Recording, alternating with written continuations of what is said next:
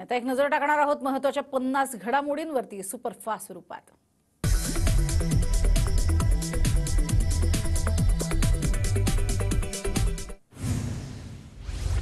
मुख्यमंत्री एकनाथ शिंदेंचा आजचा कल्याण डोंबिवलीचा दौरा रद्द। शिंदेंचा दौरा अचानक रद्द झाल्यानं राजकीय वर्तुळात चर्चा। उद्धव ठाकरे आज कल्याण डोंबिवलीच्या दौऱ्यावर सकाळी 10 वाजता उद्धव ठाकरे पत्रकारांशी संवाद साधणार। डोंबिवली ठाकरे गटाच्या फलकांनी सगळ्यांचं लक्ष वेधलं। आम्ही शेवटच्या श्वासापर्यंत सदैव ठाकरे आणि मातोश्री सोबत एकनिष्ठ राहणार अशा आशयाचे फलक डोंबिवलीत झळकले। उपमुख्यमंत्री अजित पवार आज बारामती दौऱ्यावर। अजित पवार बारामती परिसरातील विविध कामांची पाहणी करणार। राज ठाकरेंच्या उपस्थितीत आज मनसेच्या सरपंच आणि ग्रामपंचायत सदस्यांचा मेळावा। पुण्यात सकाळी 10 वाजता होणार मेळावा। विरारमध्ये 19व्या जागतिक मराठी साहित्य संमेलनाचं आयोजन। मुख्यमंत्री एकनाथ शिंदे यांच्या हस्ते कार्यक्रमाचं उद्घाटन होणार। केंद्रीय मंत्री नारायण राणे आणि चंद्रकांत पाटीलही उपस्थित राहणार। इंडिया आघाडीची आज ऑनलाईन बैठक। बैठकीला शरद पवार, उद्धव ठाकरे आणि राहुल गांधी सहभागी होणार। ममता बॅनर्जी आणि एम.के. स्टॅलिन हे देखील ऑनलाईन बैठकीला उपस्थित। 18 जानेवारीला सायनच्या षण्मुखानंद सभागृहात अजित पवार गटाचा मेळावा। संगीतकार अवधूत गुप्ते सादर करणार पक्षाचं नवं गीत।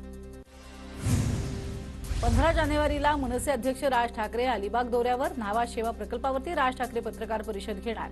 महाराष्ट्र भूषण आप्पासाहेब धर्माधिकारी यांचीही राज ठाकरे भेट घेणार। शिवडी न्हावा शेवा अटल सेतू आज सकाळी 8 वाजल्यापासून सामान्य जनतेसाठी खुला होणार। MMRDA-कडून देण्यात आली माहिती। दिघा स्थानकामध्ये राजन विचारे पोलिसांमध्ये बाचाबाची। बंदी असतानाही राजन विचारे यांनी ढोल ताशा पथकाला रेल्वे स्थानकात आणलं। विचारेंसमोर भाजप कार्यकर्त्यांच्या मोदीच्या घोषणा। पंतप्रधान नरेंद्र मोदींकडून नाशिकच्या ऐतिहासिक काळाराम मंदिरात आरती। मोदींकडून मंदिर परिसरात साफसफाई। काळाराम मंदिराला भेट देणारे मोदी देशाचे पहिलेच पंतप्रधान। भंडारा गोंदिया लोकसभा मतदारसंघावरून महायुतीत रस्सीखेच होण्याची शक्यता। मतदारसंघासाठी भाजप आणि अजित पवार गटाचा दावा। भंडारात भाजपच्या जिल्हा कार्यकारिणीची बैठक संपन्न। जिल्ह्यातील भाजप पदाधिकारी आणि कार्यकर्ते उपस्थित। नाराज न होता सर्वांनी एकत्र येऊन काम करण्याचं आवाहन। 22 जानेवारीला अयोध्येत प्रभू श्रीरामांचा प्राणप्रतिष्ठा सोहळा। ऐतिहासिक सोहळा पाहण्यासाठी जिल्हाधिकाऱ्यांनी सुट्टी जाहीर करावी। परभणीत मनसेची मागणी। राखी सावंतला अटकपूर्व जामीन देण्यास दिंडोशी सत्र न्यायालयाचा नकार। खासगी आणि आक्षेपार्ह चित्रफिती समाज माध्यमांवरून प्रसारित केल्याचा आरोप। विभक्त पतीनं दाखल केलेल्या गुन्ह्यात राखी सावंतला दिलासा नाहीच। डॉक्टर संजीव ठाकूर यांच्या अडचणी वाढण्याची शक्यता। ठाकूरांवर कारवाईसाठी प्रधान सचिवांकडे मागितली परवानगी। बंड गार्डन पोलिसांनी प्रधान सचिवांकडे परवानगी मागितली। संजीव ठाकूर यांच्या अटकेची शक्यता। पुण्यातल्या येरोडा तुरुंगात शिक्षा भोगणाऱ्या गुन्हेगाराचा वाढदिवस साजरा। रस्त्यावरती आरोपींचा केक कापणाऱ्या तरुणांविरोधात आणि तरुणांचा व्हिडिओ व्हायरल आणि त्यानंतर त्यांच्या विरोधात पोलिसांनी काढली धिंड। शरद मोहोळच्या खुनात मदत न केल्यानं मुन्ना पोळेकरनं एकावरती झाडल्या होत्या गोळ्या। भोगाव परिसरात घडली घटना। बंड गार्डन पोलिसांकडून गुन्हा दाखल करण्याची प्रक्रिया सुरू।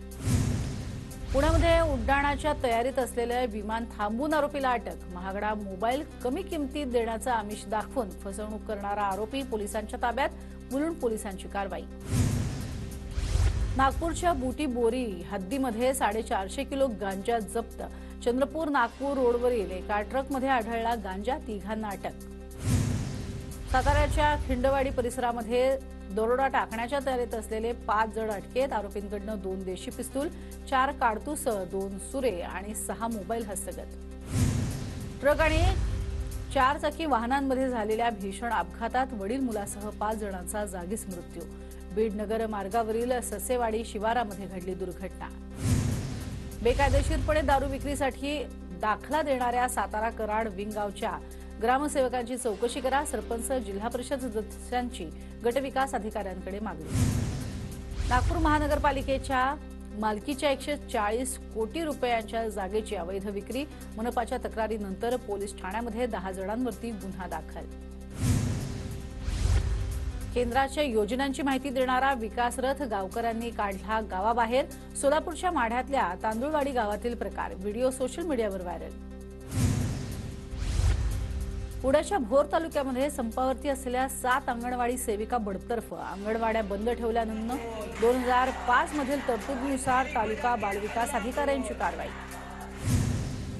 पुण्याच्या वेल्हा पंचायत समितीसमोर अंगणवाडी सेविकांचा ठिय्या. गेल्या 37 दिवसांपासून आंदोलन सुरू. मागण्या मान्य होईपर्यंत संप सुरू ठेवण्यावर अंगणवाडी सेविका ठाम.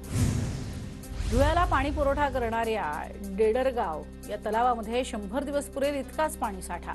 पाऊस कमी पडल्यानं धुळ्यामध्ये दुष्काळजन्य स्थिती. धुळे बाजार समितीमध्ये कांद्याला अवघा 1100 रुपये प्रति क्विंटल दर, तर खासगी बाजार समितीमध्ये त्याच कांद्याला 2200 रुपये भाव. दोन्ही किमतींमध्ये तफावत असल्यानं कांदा उत्पादक शेतकरी नाराज. नंदुरबारमध्ये ढगाळ वातावरणाचा रब्बी पिकांना फटका. हरभऱ्याच्या पिकावरती अळीचा प्रादुर्भाव वाढला. हरभरा उत्पादक शेतकरी चिंतेत. नंदुरबारमधल्या मिरचीची बाजारपेठ 3 दिवस बंद असल्यानं शेतकऱ्यांसमोर संकट.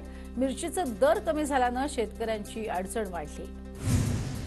भंडाऱ्यातल्या आड्याळ साज्यामधील 1580 शेतकरी पीक पाहणीपासून वंचित. मुदतवाढ देण्याची शेतकऱ्यांची मागणी. भंडाऱ्यामध्ये सत्यशोधक चित्रपट प्रदर्शित करण्याबाबत जिल्हाधिकाऱ्यांना निवेदन. भंडाऱ्यातल्या सामाजिक संस्थांनी जिल्हाधिकाऱ्यांना दिले निवेदन. पुण्याच्या वेल्हा तालुक्यातल्या विंझर ग्रामपंचायतीवरती मनसेचा झेंडा. मनसेच्या मोनाली लिम्हण यांची बिनविरोध निवड. पुण्याच्या कांदलगाव ग्रामपंचायत गैरव्यवहार प्रकरणी कनिष्ठ अभियंता आणि ग्रामसेवकाची बदली. या प्रकरणात लक्ष घालून न्याय मिळवून दिल्याबद्दल दत्तात्रय भरणे यांची रथातनं मिरवणूक. पुण्याच्या वेल्हा तालुक्यामध्ये 20 आधुनिक बस थांबे बांधण्यात येणार. राज्यसभा खासदार आणि मंत्री प्रकाश जावडेकर यांच्या हस्ते बस थांब्याचं भूमिपूजन.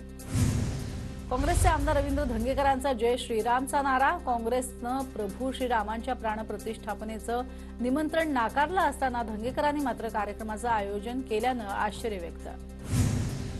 साताऱ्याचे खासदार श्रीनिवास पाटील यांच्या पत्नी रजनी देवी पाटलांवरती अंत्यसंस्कार. अंत्यदर्शनासाठी लोकांची मोठी गर्दी. धुळ्यामध्ये लोकसभा निवडणुकीच्या पार्श्वभूमीवर 17,069 नव्या मतदारांची नोंदणी. 22 जानेवारीला मतदारांची अंतिम यादी प्रसिद्ध होणार.